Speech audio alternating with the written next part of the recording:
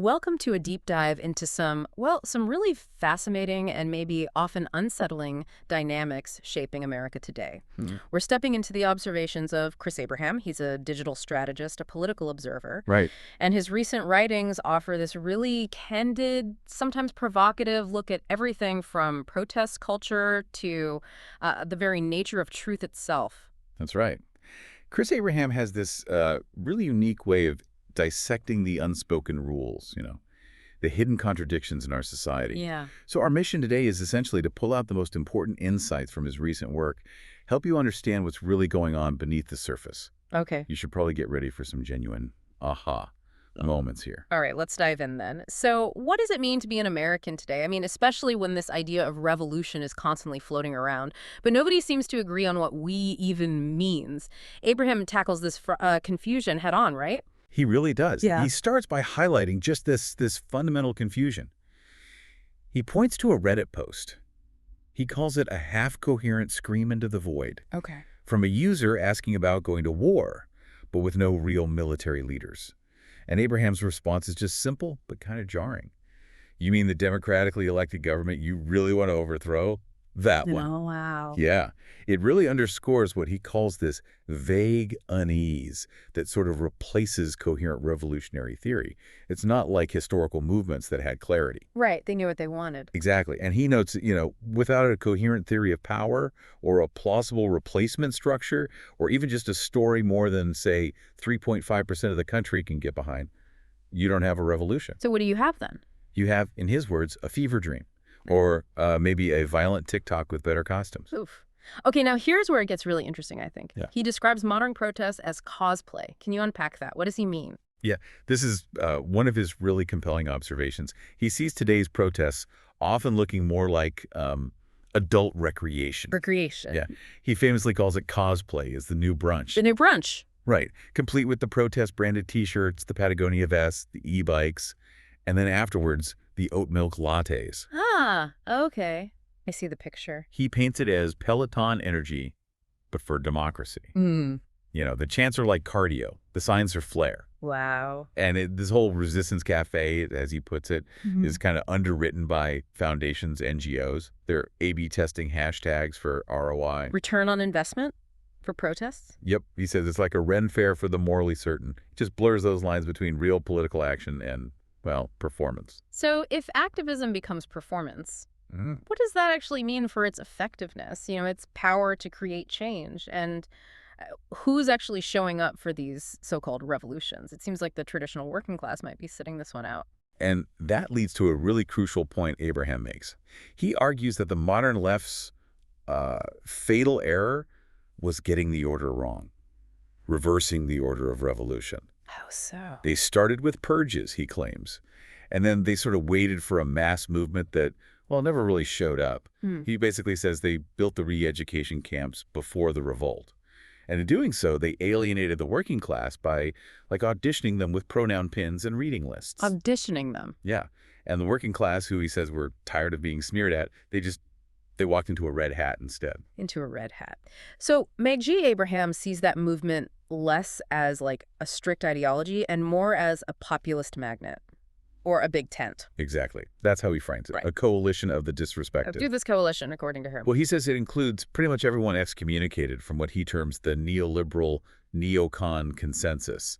That kind of established bipartisan view on foreign policy and economics that's dominated for decades. So you get Bernie bros, blue-collar Catholics, gay small business owners, Rust Belt moms, veterans. A real mix. A very diverse mix, actually. Totally. Yep. And he emphasizes nobody checked credentials.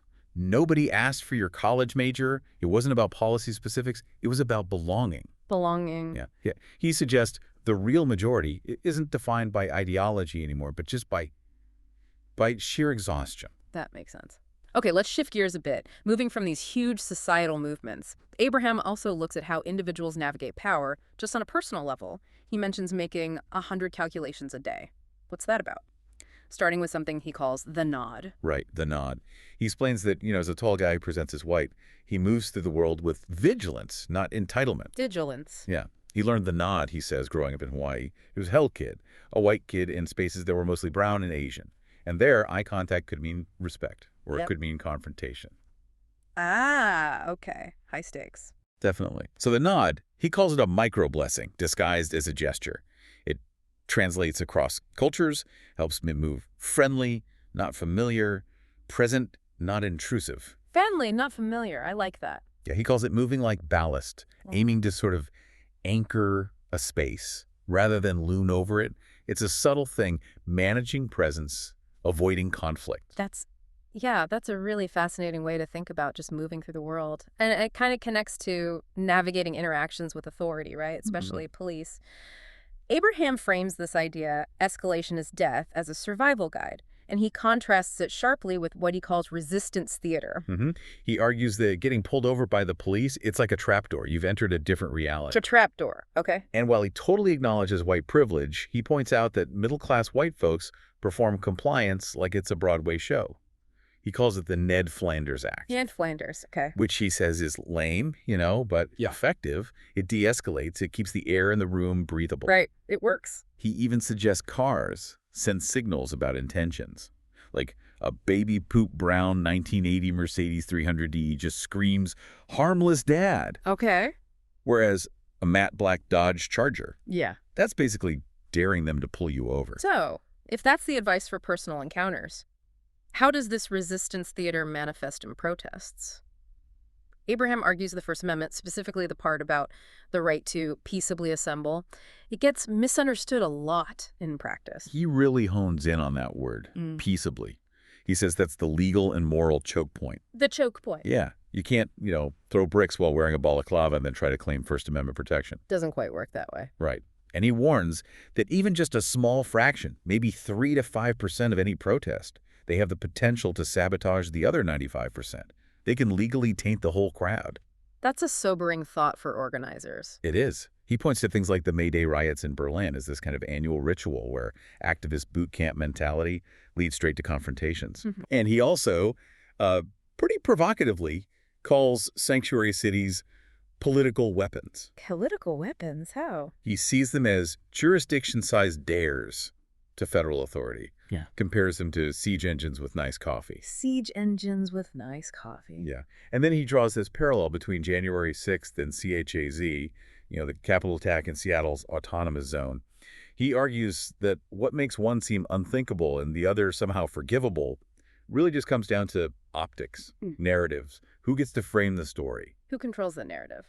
Okay, so given this view of public defiance, Abraham makes this pretty startling claim that a lot of this public freedom we see displayed is actually being tracked, maybe even encouraged by the system itself. Yeah, he takes it a step further. He argues that freedom became the deep state's favorite tracking tool. Wow. How does he illustrate that? Well, he points to things like pride parades, intended as celebrations of freedom, right? Of course. But he says they've become the most elegant form of open source surveillance, joyful, glittery, and fully tagged. Fully tagged, like literally tagged on social media. Exactly. He calls it consent by spectacle. We consent to being watched by participating in the spectacle. That's chilling. And he also talks about the manifesto trap, where the system almost encourages people to write their own manifesto, put their name on it, upload it to platforms designed for machine learning. Why would they encourage that? Because, he says, a company like Palantir, the data analytics firm that works with governments, Palantir doesn't fear you, it logs you. Your dissent becomes data. Wow. Okay. And this ties into the idea of truth itself, or reality, being managed, maybe even fabricated. That's deeply unsettling. Abraham traces a history of this, doesn't he? He does, and it's a really striking point he makes here.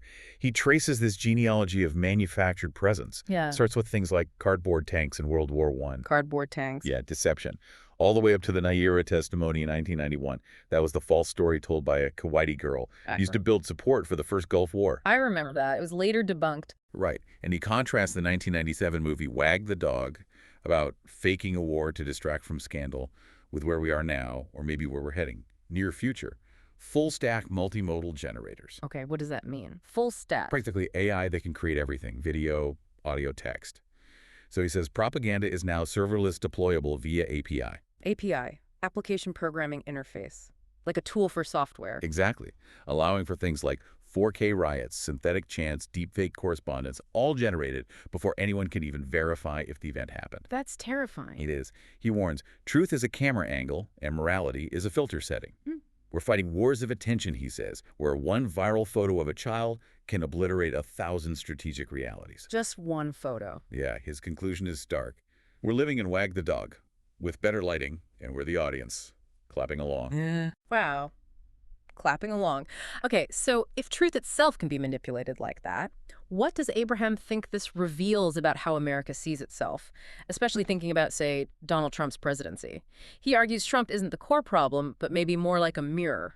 Right, this is where he introduces one of his most potent concepts, American dysphoria. American dysphoria. Yeah. The idea is that Trump isn't an aberration, an exception. He's the unfiltered truth. He's the Dorian Gray portrait of America. The portrait hidden in the attic showing the true ugliness. Precisely. Abraham says, we didn't impeach him for being evil. We panicked because the mirror had no fog. Trump stripped away the mask, the usual political niceties. Revealing what exactly? Revealing, in Abraham's view, our imperialism with no apology, our racism with no code switch, our capitalism with no charity, our ego with no shame.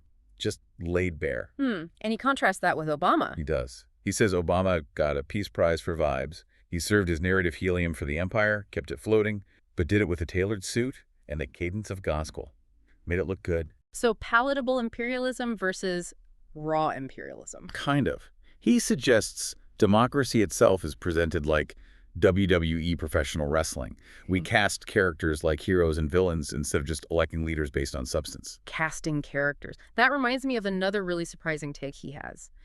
That betrayal in America can almost be seen as a virtue. Yeah, that one really pushes you to question some core assumptions, doesn't it? It does. Can you Right. explain that? He uses an example from Stargate. He does. Colonel Jack O'Neill from Stargate SG-1.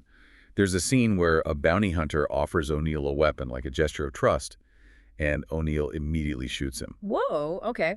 In most cultures, that would be seen as deeply dishonorable, right? You don't betray someone who just offered trust. But in the American context of the show, Abraham says he's the hero. Why? What does that signify? He calls it betrayal as strategy.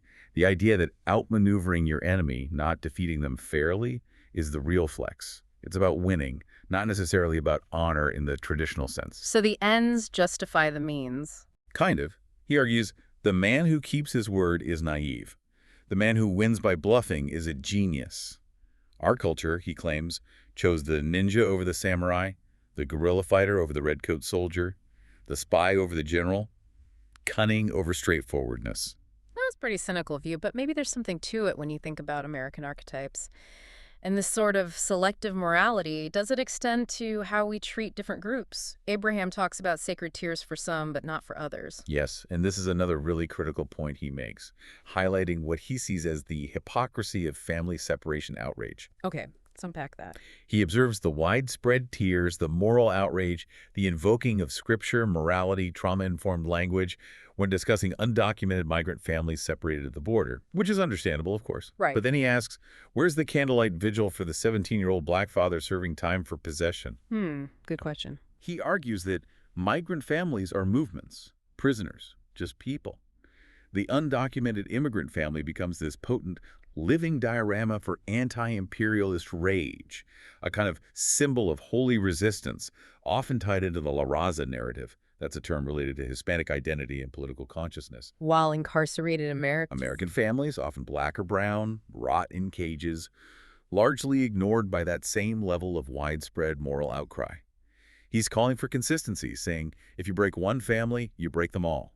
Consistent compassion. That's a powerful challenge. And this inconsistency, does it also apply to how we view maturity and accountability? He critiques this idea that the age of consent is 26 for some, but clearly not for others. Yeah, he takes aim at that notion that the prefrontal cortex isn't fully developed until 26. Yeah. He calls it a neuroscientific alibi. An alibi for what? An alibi that basically codifies infantilization as a class privilege. Infantilization as class privilege. Explain that. He paints a picture of two calendars of adulthood. On one calendar, adulthood starts young, maybe around 14. You might be working, maybe dodging bullets depending on your neighborhood. Real adult responsibilities. Okay. And the other calendar? On the other, adulthood is deferred, maybe until 26. It's marked by things like student loan debt, therapy transcripts. It's a prolonged adolescence, often enabled by wealth. Right. And he points at the irony. Some states are actually rolling back child labor protections for kids under 16, forcing some children into adult economic roles, All at the same time. while their wealthier peers are being told they're essentially too fragile to consent to adult responsibility. Mm-hmm. He sees it as aristocracy cosplay wrapped in Instagram vulnerability. Aristocracy cosplay. Wow. Okay, so it sounds like who we decide are the tyrants we tolerate versus the tyrants we invent might depend less on objective principles and more on our own emotional state, or maybe our tribe's perceived enemies. That's definitely how Abraham seems to frame it. Extending that idea, he suggests that some of the things certain liberals labeled as fascism under Trump might actually been considered normal governance under previous presidents, Democrat or Republican. Really, normal governance. Well, maybe not normal, but within the bounds of accepted practice. He uses this relationship analogy. Trump is like the husband you settled for. Maybe you don't like him, maybe his breathing grates on you. Okay. And that personal dislike leads to character assassination and lawfare using legal means for political ends. He points to what he calls the left's French resistance, LARPing against Trump. LRPin, live-action role-playing. Yeah, using tactics from an asymmetric warfare playbook, things like elevate martyrs, undermine the regime from within. But he highlights the irony. They're fighting a populist president who got more votes than any Republican in history. Right. Okay, so given all we've discussed about narratives, control, maybe LARPing, Abraham also had this unique perspective on Trump's political resilience, right? How does he explain why Trump seems almost immune to attacks that would sink other politicians? He argues basically that you just can't grok Trump. You can't fully grasp him using traditional political analysis. He calls Trump anti-fragile. Anti-fragile, like Nassim Taleb's concept, things that gain from disorder. Exactly, meaning MAGA doesn't get weaker when you attack it. It gets stronger. How did that work? Scandals become slogans, accusations get printed on T-shirts, mugshots become merchandise. Right. The mugshot became iconic. Totally. He calls Trump a meme engine and a shame-eater king. He metabolizes shame, seeds on it, turns it into iconography. That mugshot wasn't an own, as the internet says. It became like American Che Guevara, a symbol, a crown for this populist counterculture. While Biden's potential issues. His alleged family skeletons, Abraham argues, tend to disappear down the memory hole. Different rules seem to apply. It seems so. And this approach, the attacks on Trump, the sort of all-stick, no-carrot method, Abraham suggests it actually backfired for some movements. He uses the trans rights movement as an example. Yes, that's another critical point he raises. Yeah. He highlights how the trans rights movement, in his view, lost ground. He even notes a comment by activist Sarah McBride that he interprets as an accidental confession of cultural aggression. Okay. How did he see that playing out? He details how the movement went from, obscure Tumblr posts to federal policy in under a decade, which is incredibly fast. But he argues it often treated any question or hesitation as a hate crime. There were no off-ramps for people who had concerns or weren't immediately on board. Just demanding compliance. Yeah, demanding compliance instead of maybe making a case, building consensus. Especially, he argues, when some claims, like those around suicide ideation rates, lack definitive scientific consensus. It created this moral absolutism on warp speed. And the result? He points to the dangerous ratio. A relatively small minority demanding huge structural revolution without maybe fully reading the room, without bringing more people along. This led to backlash. And he contrasts the left's shrinking curated club with the growing MAGA Superdome. Interesting contrast. Okay, let's shift focus again, outward this time. Beyond these internal American dynamics, Abraham also talks about how the U.S. exerts power globally, but often in less obvious ways. He calls it soft power American empire. What does that look like, according to him? Right. He describes an empire that conquers in khakis and lanyards, not in combat boots. Khakis and lanyards, so bureaucrats and consultants. Exactly. Our missionaries are consultants, he says, and manifest destiny arrives via conference call. He points to organizations like USA, the IMF, the World Bank, George Soros's Open Society Foundations. Okay, familiar names. He argues these are mechanisms that ultimately create dependency, debt, and data extraction in other countries. So control through economics and information. Pretty much. He argues that democracy is our global user interface. It's the friendly front end that makes our actions seem legible, acceptable. But underneath, the operating system is extractive. An empire that doesn't look like an empire. Right, an empire that pretends it isn't. But the results, he argues, are often the same old story. Mm. Natural resources extracted, local industries supplanted, resistance movements criminalized.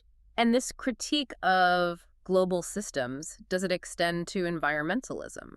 He seems to draw a distinction between what he calls climate panic and focusing on actual pollution. Yes, he does make a striking point there. He expresses skepticism about what he characterizes as the hysterical, data-backed religion of climate change. Your religion. That's his framing.